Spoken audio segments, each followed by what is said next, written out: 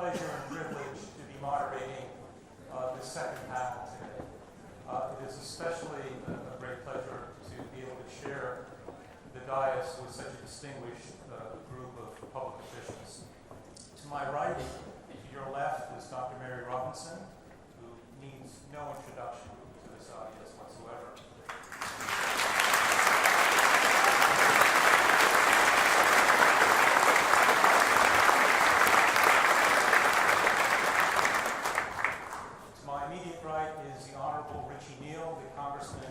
Massachusetts, my native state.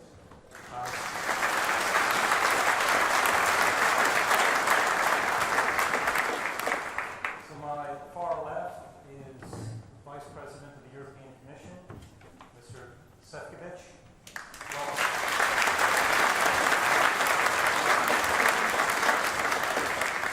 To my immediate left is Dr. Amanda Sloat, the Special Assistant to the United States President and Senior Director for Europe at the National Security Council.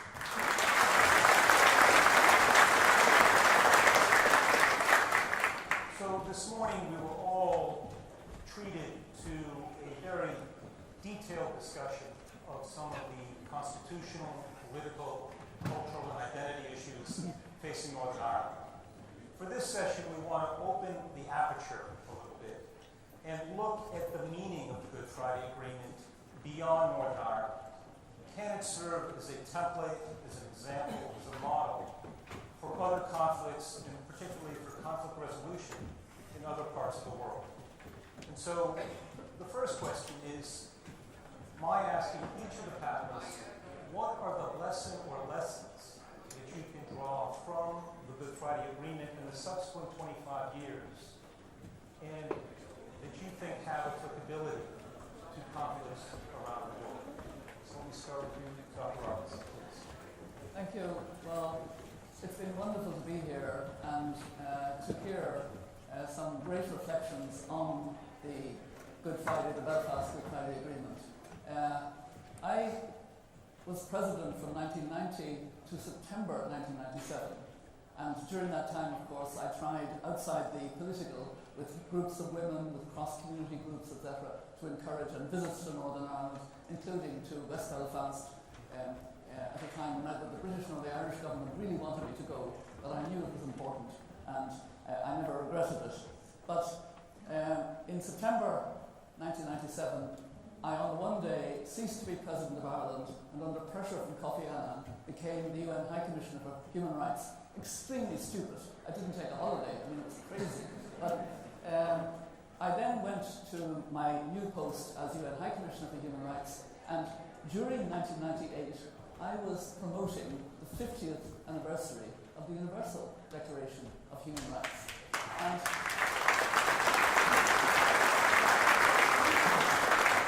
I actually came back to Belfast in December 1998, and I was helped greatly in visiting again and making a speech here by my great friends Agnes McCormack, sadly deceased, and Martin O'Brien, who's also been looking after me here today. And Martin very kindly found the speech I gave, and I hate quoting my own speeches, but there are just two passages that I think are highly kind of relevant to. I was speaking as High Commissioner, and I said, having talked about the Universal Declaration, I said, all of this is reflected in the Good Friday Agreement, which is conspicuous by the centrality it gives to equality and human rights concerns.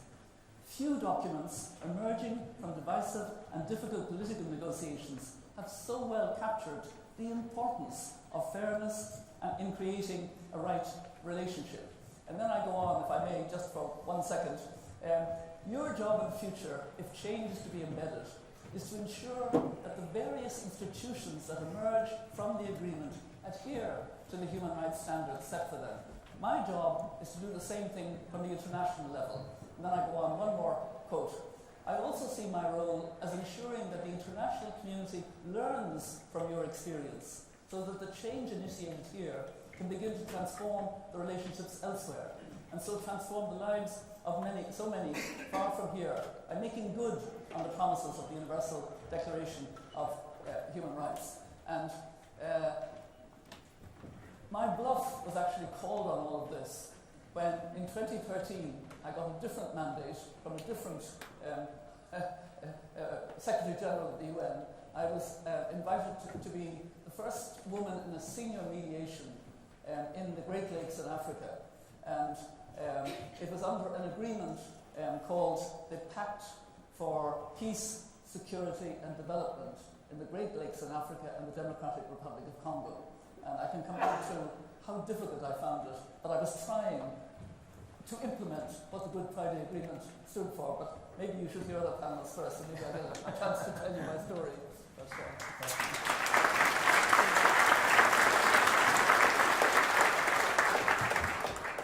So the first thing I hope for, Madam President, is that nobody will quote some of the speeches I've made over the years.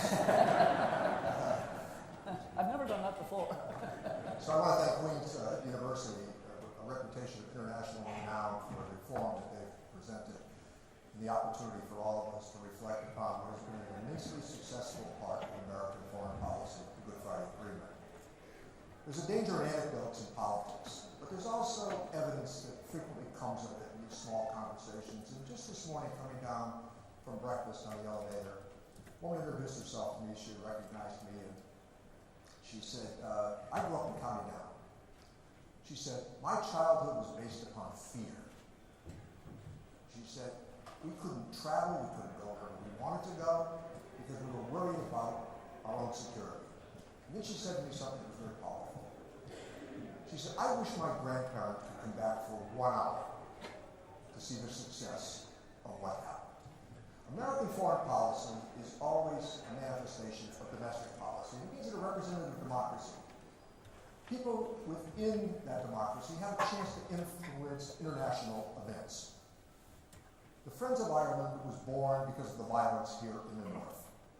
The Friends of Ireland served as an honest broker, including a current president, members of Congress, and we insisted that there be a change in policy by the United States where actually we would immerse ourselves in the details of the longest-standing political conflict in the history of the world. Reminder, 30 years ago, there were 30,000 British soldiers in an area the size of our state of Connecticut. I was here. 106 military installations. You couldn't travel anywhere in Belfast or Derry without the threat of being stopped and frisked. And on a congressional delegation visit here in 1989 with the Speaker of the House, Tom Foley, our bus was stopped at the Donegal-Derry border. The Speaker of the House took the bus and searched by British military. Today, if you cross what was the border, your phone pings. That's the reality of what the American dimension as an honest broker helped to bring about. The other substantive part of this acknowledgement in an academic setting, which is really important. The world was changing in the mid-80s, really changing. The Soviet Union collapsed, and despite the punitive actions of Putin today, Eastern Europe remains free. Part of that was the American guarantee. Majoritarian government had come to South Africa, and democracy appeared to be on the march in places like Central America and South America. There were free elections. You might not like the result of a free election, but there were free elections. And there was one stubborn issue in the 6 counties of Northern Ireland, where decent people every day tried to get on with their lives. But the fact was that ancient tribal considerations frequently got in the way. Bill Clinton decided to put something into it with Hillary Clinton. And I must tell you, the Friends of Ireland lobbied him hard, aggressively, and the meetings weren't always pleasant. And when he chose George Mitchell, a lifelong friend, the demeanor of George Mitchell speaks to everything. He never, through that process, used excitable language. Albert Reynolds, Bertie, Tony Blair, everybody decided, at great risk, by the way. And how about to the political parties and the leaders? Not just the political risks here, the personal risks. You know, one of the hardest things to do in politics that needs to be recognized is to say to your most ardent, fervent believers and supporters, we're not going to get what we want today. But the success of the Good Friday Agreement was because everybody had to give up something to get to the accord. And these institutions need to be up and running, and the government stood up as a result of everything that America, the UK, and the Irish government have put into it. You can't have an election and just have people say, we're not going to abide by the result of the election. There are many elections in America where I don't like the outcome, but I accept what happened. So concessions, compromise, and consent. Convincing people of a new path. That's what the experience of the Good Friday Agreement has meant. And woe be to he or she who makes the argument you can move away from the Good Friday Agreement. America, as you've heard for the last 3 days, we, as a co-guarantor of that agreement, we are all in.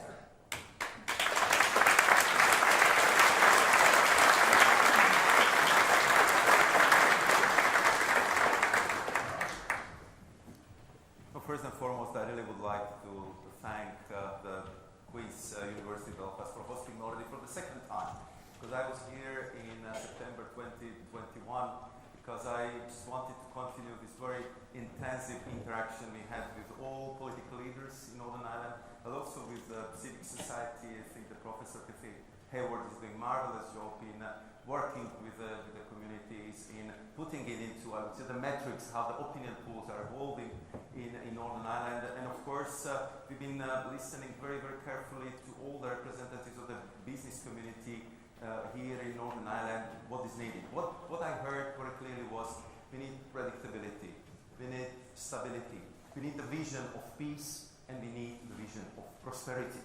And therefore, if you ask me what are the lessons to be learned from Good Friday Belfast Agreement, I think first and foremost, for me, it would be the inclusivity, that you have to listen carefully to all actors, and therefore we've been very clear from the outset that we want to work together with our UK partners and with all actors in Northern Ireland to deliver something which would work well for all communities, because it has to be the joint effort. And I think if I look back in 1998, it was my first day when I started as ambassador of Slovakia to Israel. But I can tell you, I was glued to the TV screen because I was watching the final days of the negotiations on the Good Friday Belfast Agreement, to see the vision, to see the hope which was created by this deliberation.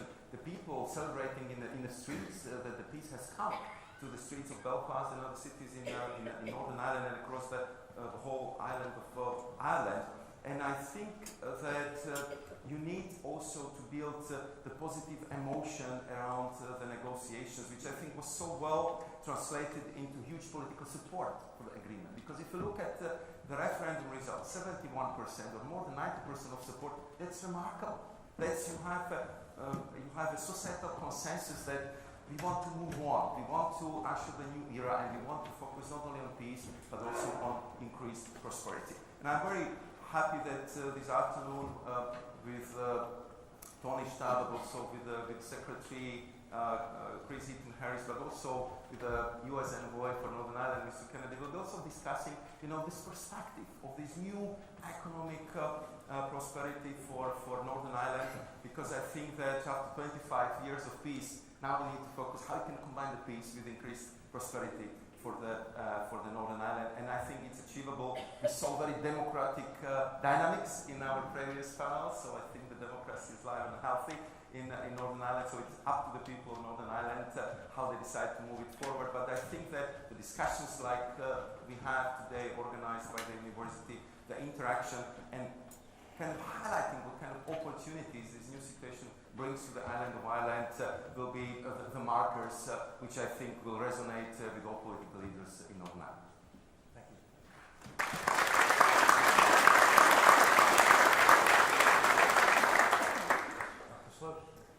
Thank you. Having sat in the audience yesterday and listened to so many giants of the peace process speak, it's a real honor to be sitting up here today. When the Good Friday Agreement was signed, I was in the midst of my PhD at the University of Edinburgh,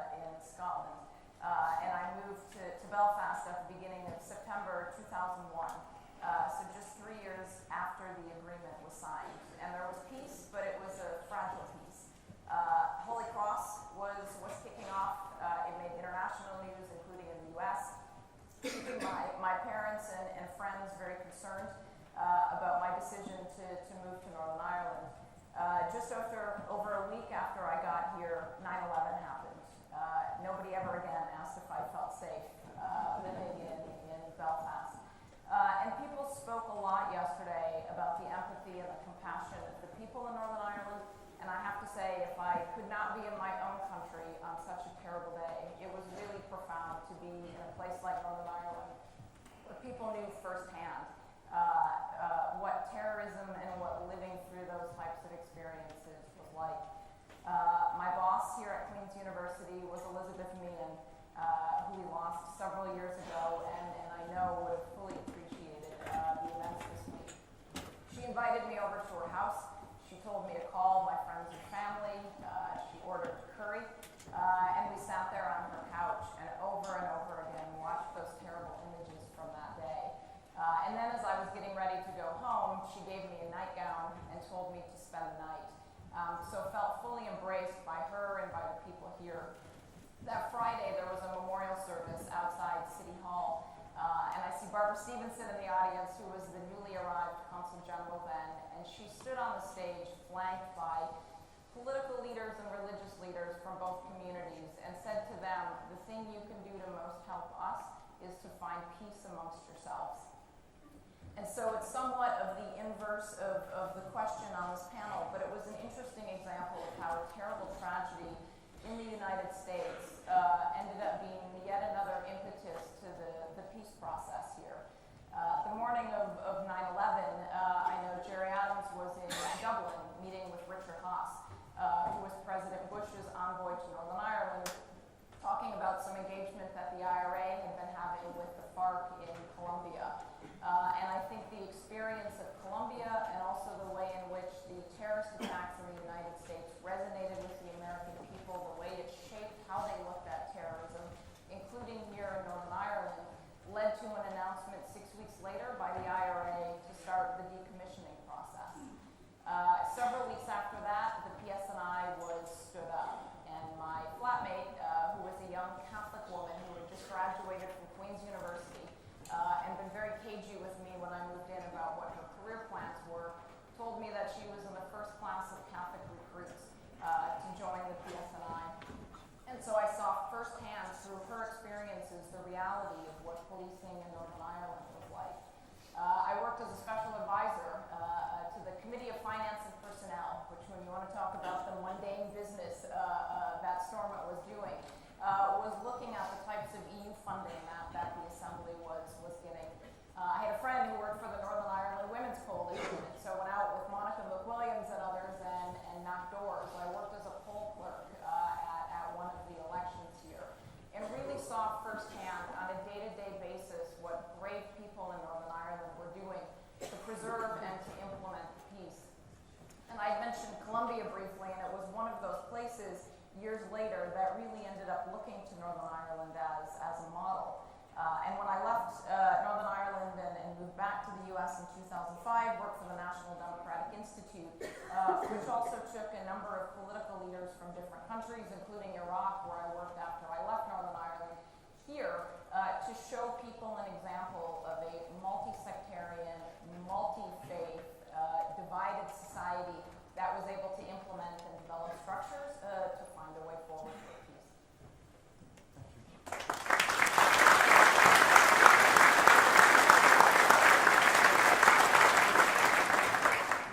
So I listened very carefully to what all the panelists said. From Dr. Robinson, it was respect for human rights and equality. From the Congressman, it was the importance of the role of the United States in the crucial variable of leadership, making a huge difference. And Marosh, it was inclusivity and having a vision that people can unite around and become inclusive. And Amanda's clear sense of empathy that came through, along with a detailed knowledge of the local landscape. All of those, I think, clearly were part of what made the Good Friday Agreement such a success, and perhaps transcended and have lessons for other conflicts around the world. But here we are in the heart of a great university, one of the best in the entire world, and there are probably young people here in the room and perhaps watching around the world. And so perhaps we can offer some lessons for them as the future negotiators of conflict resolution, of peace agreements. What are some of the qualities that you feel that you need to bring to the table when you're negotiating these intractable problems with very difficult people? If the problems were easy, they would have been solved by the time you got there. So what are the personal qualifications or characteristics that you think are most useful in negotiating peace agreements? Dr. Robinson. Well, thank you. I thought I might illustrate with my personal experience in being asked to mediate on that Pact for Peace, Stability and Development in the Great Lakes in Africa and the Democratic Republic of Congo. That was the title.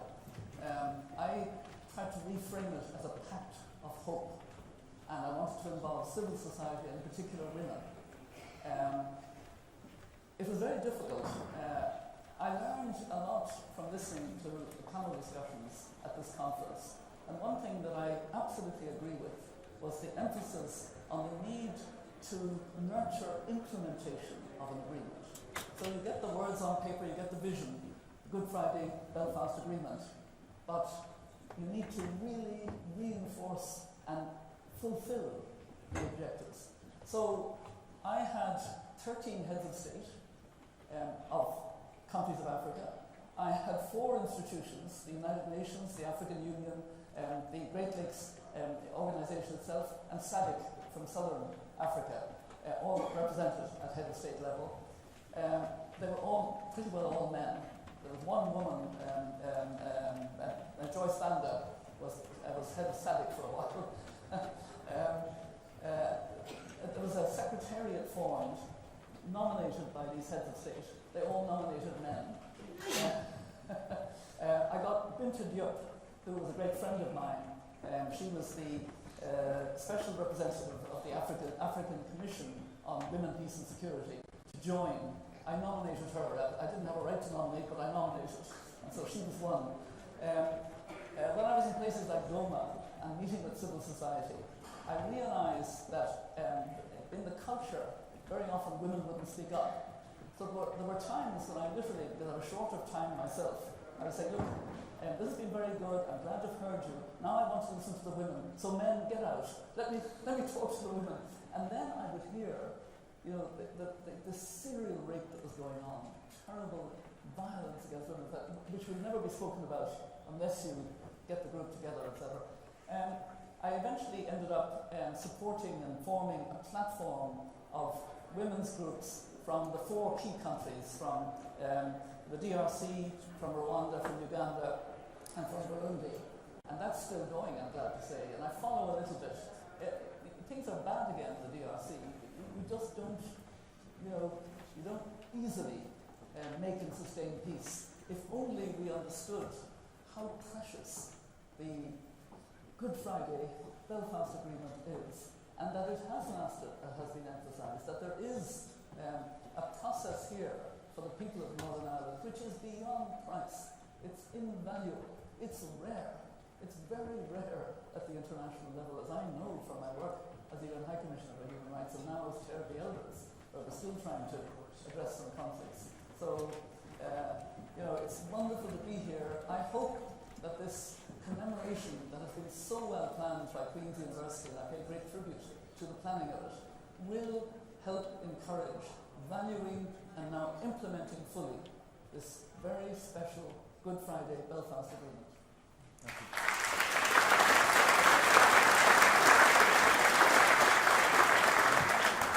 I think one of the most difficult things in negotiating significant legislation is to know how far your opponents can go, and then to give them some room to bring back the information to their supporters, and then try to push to get a little bit more, but to listen very carefully, but to always acknowledge the realities of where we find ourselves. Example, the 3 strands of the Good Friday Agreement, north, south, east, west, and British Isles. The 3 strands of the Good Friday Agreement, there were 2 seismic moments in the negotiation. One, when the Republic of Ireland gave up its constitutional argument for Articles 2 and 3 of the Constitution that laid claim to the 6 counties. In the UK, gave up the border. Now, with Brexit, some began to argue that, well, maybe there could be a return to a hard border. I want to say this based on what Joe Biden, Nancy Pelosi, and I have said repeatedly.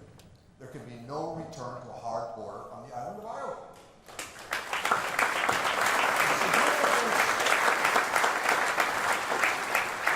The significance of being able to journey back and forth from Belfast to Dublin, which is strand 2 of the agreement, has changed everything for young people and their aspirations. 2 generations have now grown up here, not knowing of the violence.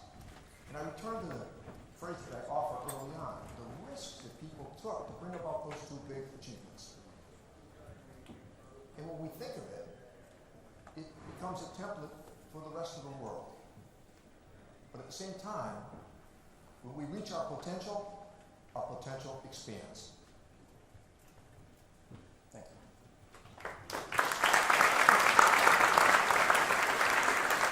Horace, you've been involved in some interesting negotiations recently.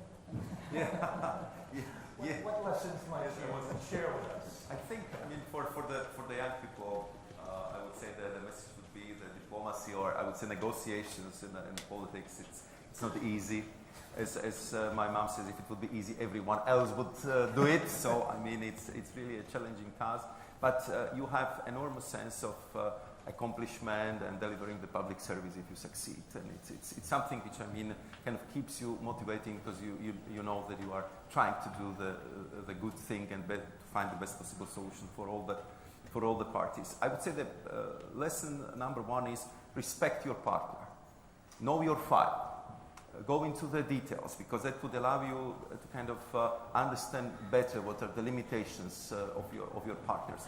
Work with your partners, but also work with your own constituents, because in the end you will have to find the solution, which might be kind of difficult also for your own party, and therefore sometimes the change of the mindset, the new approach to solving the problems, being creative, I think it's very, very important. So you have to kind of work on both sides with your negotiating partners, but also with the party you represent, or you're trying to convince about the solutions you are working on. And I think that respect should be demonstrated in the room and outside of the room, because you need to be very honest with your partners, but also to be, I would say, very, very honest and positive about them when we are talking to the press, when we are talking to other parties, because the world is actually very, very small, and it's very difficult to trust your partner negotiator when you know that there is this lack of respect. So I think it's a big part of that is, I would say, also the establishment of this strong personal relationship. I'm so happy that with both James Cleverly, Chris Eaton Harris, in a very short period of time, we managed to have that strong relationship. I always remember the very positive atmosphere we had on the Hill with the Congressman Richie Neal, but also with the other caucus, the support of U.S. administration, and of course a big support among the member states in the European Union. In the end, I think we've been all very proud. The European Union was at the side of the peace process in Northern Ireland from the day one. From the first announcement of the ceasefire, it was still Jacques Delors who asked, how can we help? What can we do? And I think that through all the peace programs and the facilities and financing, just to be a good friend, not to meddle in, but to be always ready to assist and help. I have seen fantastic projects from Schenkel Road Women's Center, community schooling, Peace Bridge, Fleury Bridge, area being transformed from military ground into the thriving business community. And all these are, I would say, very practical things which kind of demonstrate to the people of Northern Ireland that there is very strong peace dividend. And there is more to come if you work in that direction. Coming back to my initial arguments, I have such a personal, I would say, rule for myself that sometimes, of course, these discussions could be very frustrating. I'm sure Madam President and Richie would confirm. Sometimes there is a disappointment, sometimes there is a failure, but always try to have the evening conclusion of the conversation in a way that you can have a coffee in the morning with your partner. Never break it off, never push it beyond the state of repair, because in the end, it's always up to you to come back to the deal, to come back to the table, and work harder for finding the solution. And for that, you need to have that utmost respect for your partner. You need to build a strong personal relationship, and you have to build that relationship of trust, which is, I think, such a crucial quality for any successful negotiations. Thank you.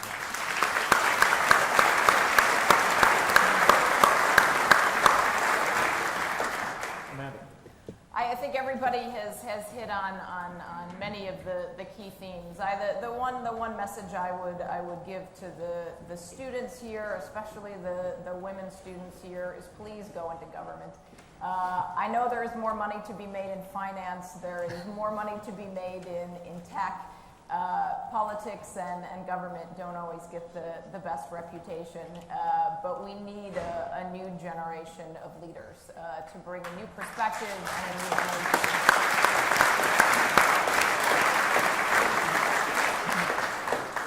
And I think you have to follow your passion in what you're doing. I never expected over 20 years ago when I was sitting here that I would be returning one day with the President of the United States. But had a passion for European politics, was deeply interested in what was happening here, and it's always good if what you study in university becomes relevant at a later point in your life. In terms of approach to negotiations, the fellow panelists have hit on many of them, and there was clear themes that were coming out of yesterday. One obviously is the importance of including women. And it was discussed in the women's lunch yesterday, and I can't remember what the actual statistic was, but it was looking at the greater longevity of peace agreements that are concluded with the involvement of women. Second, George Mitchell spoke incredibly eloquently yesterday about the importance of listening, and I think just having the opportunity to hear people and deeply understand what it is they're saying. Third, everybody has focused as well on the importance of implementation, and I think the reality that sometimes institutions and systems are designed to stop a conflict, and then things evolve, and things need to evolve with them over time. And the final piece, I think, is the importance of the economic aspect. You're seeing this in societies with the need to ensure young people are fully employed, that people have hope, that people have a perspective on the future. And I think it really was the message that the President was wanting to deliver when he was here last week, that the last 25 years have been about the peace, the importance of ensuring the next 25 years are about the prosperity, and taking full advantage of the peace dividend that has been put in place here, and ensuring that we can capitalize on it to the benefit of everyone in Northern Ireland. Thank you. Thank you.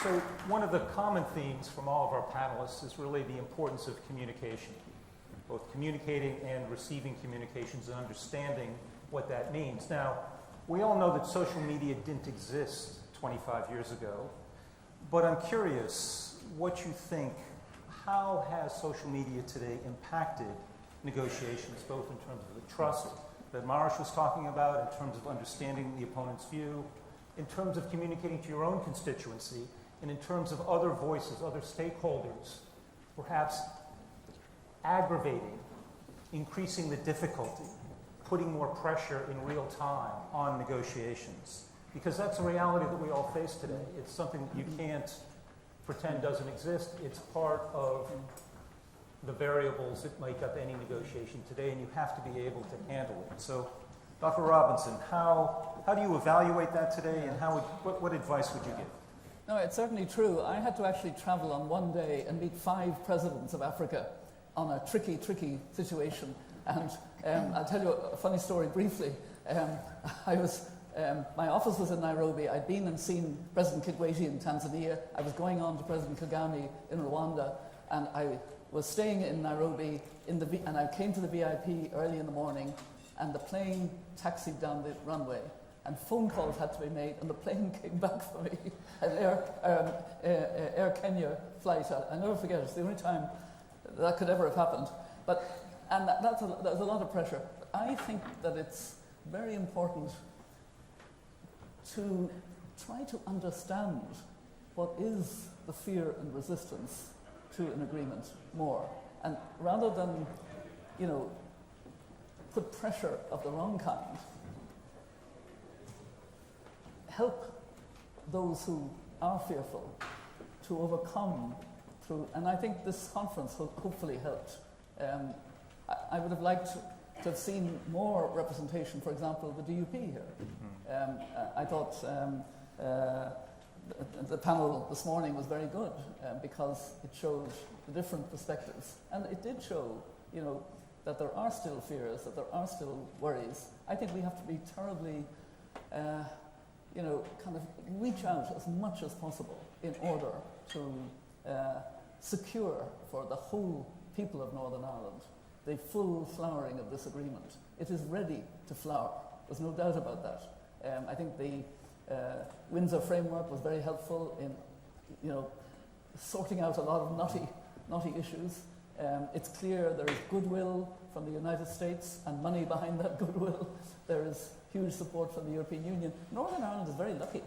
I mean, for a relatively small population to have these connections and to have this support. I can think of Yemen, I can think of what's happening to women now in Afghanistan, I can think of all kinds of places that aren't getting the support.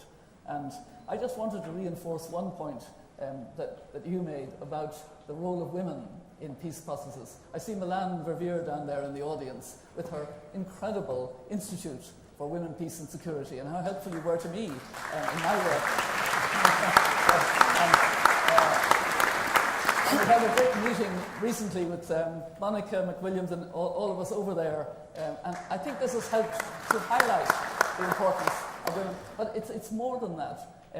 We have to build in now the role that women play on the ground and make it part of peace processes and make it part of the implementation and have them at the table. We just have to do that more. It's still not happening enough. Thank you.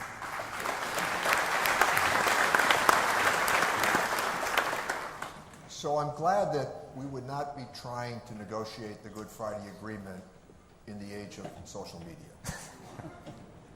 You sit in a room now in Washington where you're sworn to secrecy and confidence building, and as you walk out the door, reporters and others have knowledge of what you've just said and done. Our job is not to entertain the voters.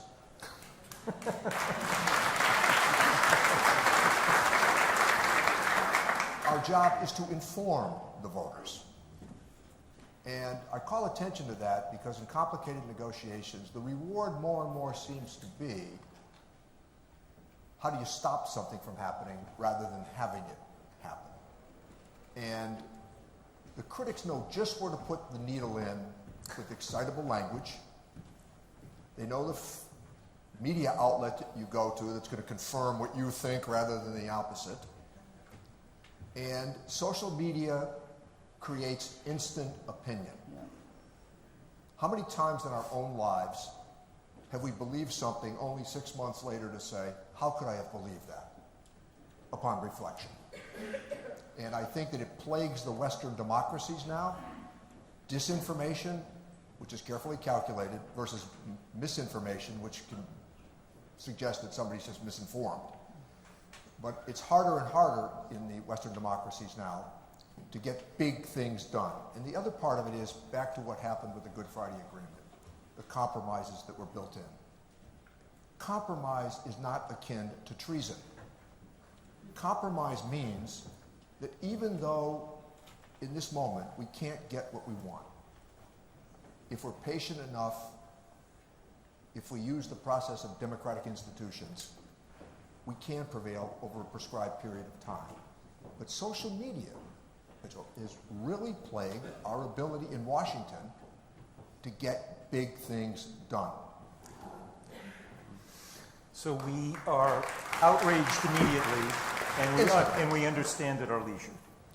Well, it's also, as I said a moment ago, what's happened to media, it's called confirmation bias. You go to the media outlet that agrees with you. And rather than a discerning media, because it's harder with the world of social media to do context. You know, columnists and others used to explain things as to why you did what you did. It's It's hard to do that in a tweet. It's really hard to do that in a tweet which engulfs raw emotion at that moment. Solution? Well, I mean, my own prescription is that I think the voters should reward those who have the great patience of understanding that in democratic institutions, you sit sometimes in a room, as I did with USMCA, the largest trade agreement in the history of the world. And day after day, when people say you can't get an agreement, not only did we get an agreement, 195 Democrats voted for a trade agreement, and 194 Republicans voted for the trade agreement.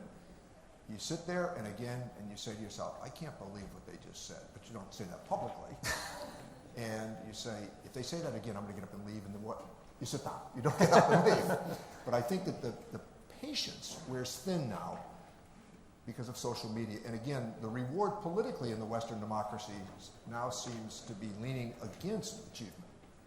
And the fundraising aspect of it, where the social media being used to generate donations. What you have to do is you have to generate conflict 24 hours a day and outrage. And it becomes harder and harder if you're a serious legislator when you're responding to information that is nonsense, never mind misinformed.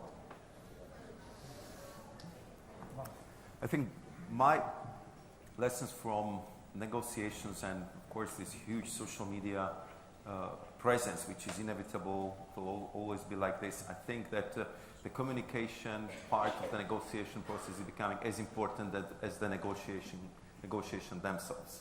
So coming back to that trust among the negotiators must be built also on the fact that we are going to communicate more or less along the same lines. If there is any, let's say, communication crisis, that we will talk to each other, that our communication advisors would be on top of it, that we are not going to entertain the public, as a congressman said, that we are not going to provide the kind of running commentary on the issue, and that we have to focus our minds on what is our job. It's to get an agreement, it's to find a solution, it's to bring the resolution to the issue we have on the table. And to that, we have to also adjust our communication policy. So communication discipline, trust, I would say, certain attempt to create through, I would say, confidentiality of the discussion, the negotiation space for everyone who is involved. I think it's crucially important. Otherwise, it's becoming very difficult, because especially if you are in a situation and all these important negotiations are politically very, very sensitive. And immediately we kind of generate the pushbacks, the political clash, or create, I would say, very difficult political noise that's extremely complicated to focus on the substance of the problem you have to resolve. So I think that from now on, for all future negotiators of the difficult, sensitive deals, they have to have very strong communication advisors, and the communication policy has to be part of the negotiations, because that's the only way how we can handle these difficult negotiations. Thank you. Thank you. Amanda, working at the White House, very sensitive place, lots of social media, lots of opinions. Yes, as Congressman said, lots of opinions in Washington. I had the same initial reaction as him, which it's difficult to imagine the Good Friday agreement being negotiated. Now, I mean, you could imagine sort of negotiators walking out and tweeting, and somebody taking photographs of working documents and things getting tweeted out. Although, that said, I give a tremendous amount of credit to the EU and the UK, which managed to negotiate the Windsor Framework in a very closed and quiet way, which does show, if you have people on both sides committed to serious good faith negotiations, even in this time of social media, it is possible to keep things private, to block out the outside noise and to get things done. At its best, social media can be an effective tool for government. It can be a way to get out information, to reach people that you might not otherwise, to present information in new and creative ways. And again, I think this is another reason why we need the next generation of leaders who will help us harness, hopefully, a lot of this new technology in ways that it can ultimately be used for productive purposes rather than in harmful ones. Great. Thank you. Thank you.